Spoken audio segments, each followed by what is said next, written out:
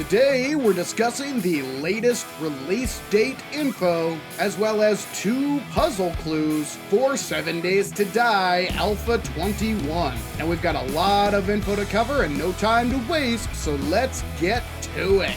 Ladies and gentlemen, there has been lots of information dropping about the upcoming Alpha 21 update for 7 Days to Die. We have received an updated release date for Alpha 21, as well as 2 new puzzles to unravel. There is so much to cover, ladies and gentlemen, so let's get started with the release date information. And sadly, it is not good news. But it was what we kind of expected. 2022 is almost in the books, which means that Alpha 21 being released before the end of the year was highly unlikely. And when asked this question directly, Fatal confirmed that indeed Alpha 21 will not be dropping before the end of the year. And if we check the confirmed list, we will see that the Alpha 21 release date has been changed to 2023. Many players were hoping for a Christmas miracle. Unfortunately, it is just not meant to be. Alpha 21 will not be releasing until after the new year. So now let's discuss the 2 new puzzles and what changes they reveal. The first puzzle here is pretty straightforward, and it solves a mystery that was discussed in a previous video. Under the player HUD changes section, there was a mystery change marked only with the letter C. And this first puzzle solves the mystery and gives us our answer. Crafting recipe tracker can be toggled to show on the HUD to help players as they gather materials needed for crafting, which means players may now pin crafting recipes directly to the HUD. This change is very similar to a popular feature present in other survival crafting games, such as Subnautica Below Zero. This handy quality of life update will keep track of needed crafting resources for the pinned crafting recipe. This is an absolutely great change for absent-minded individuals such as myself who have difficulty even remembering what we had for breakfast. While perhaps this may not be an earth-shattering change, I do feel it to be a good one. I'll take all the help I can get in the memory department. Our next puzzle is a little bit more involved,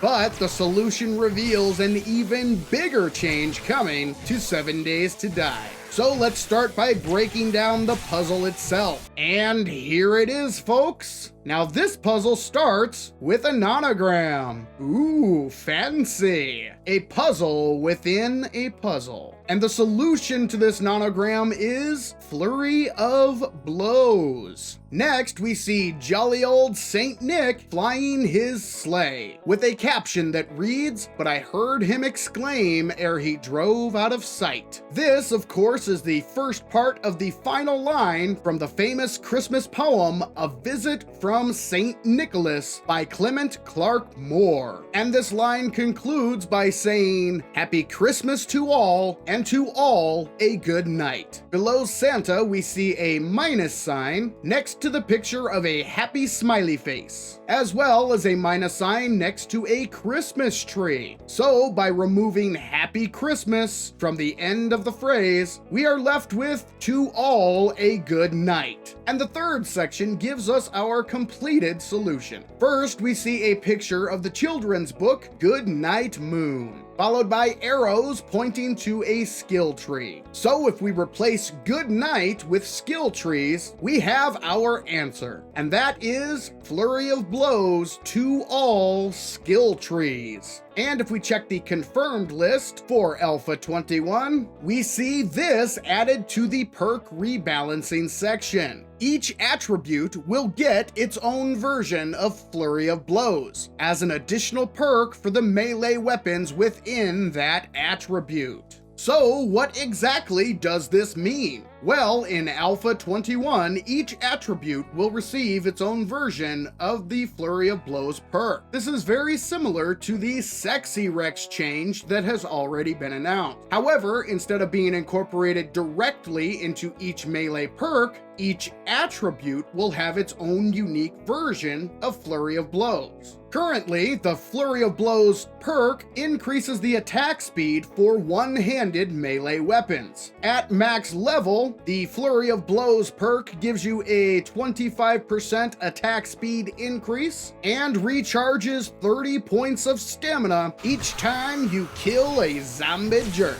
This perk is located in the agility tree, which means that it does take 11 points to reach the max level. In Alpha 21, each attribute will have its own version of Flurry of Blows, meaning players will no longer have to invest points into agility in order to receive the Flurry of Blows bonuses. This is another change that will open up options for players. If their planned build revolves around a non-agility attribute, players can save the 11 points that are currently needed to unlock max level of Flurry of Blows and invest those points elsewhere, increasing specializations and making it easier to complete planned character builds. The current version of Flurry of Blows only covers one-handed melee weapons, but it is safe to assume that the new versions will be tailor-made to cover two-handed as needed. For instance, the spear is the melee weapon in the perception tree, and the spear is a two-handed melee weapon, which means the perception version will likely be tailored to cover a two-handed weapon. Otherwise, it would be useless. And let's look at the strength attribute, which governs two melee weapons. The club, which is a one-handed melee weapon, and the sledgehammer, which is a two-handed melee weapon. So hopefully the strength version will be tailor-made to cover both. The exact details of the new perks being added are not yet known, but I still believe this is another very good change in my humble opinion. The information regarding changes to 7 Days to Die just keeps coming, folks. Unfortunately, we have learned that the release date for Alpha 21 has been pushed back to 2023. However, it is not all bad news, as we have learned that a new crafting recipe tracker will be added to the game, which allows players to pin crafting recipes on the player HUD. We've also learned of the addition of Flurry of Blows-like perks to each of the attribute trees. But that's not all, folks. There is yet another major change that has been announced, and I will be covering this change in the next video. So if you haven't yet, be sure to subscribe to Savin's World so you don't miss out on all of the latest Alpha 21 update news for 7 Days to Die.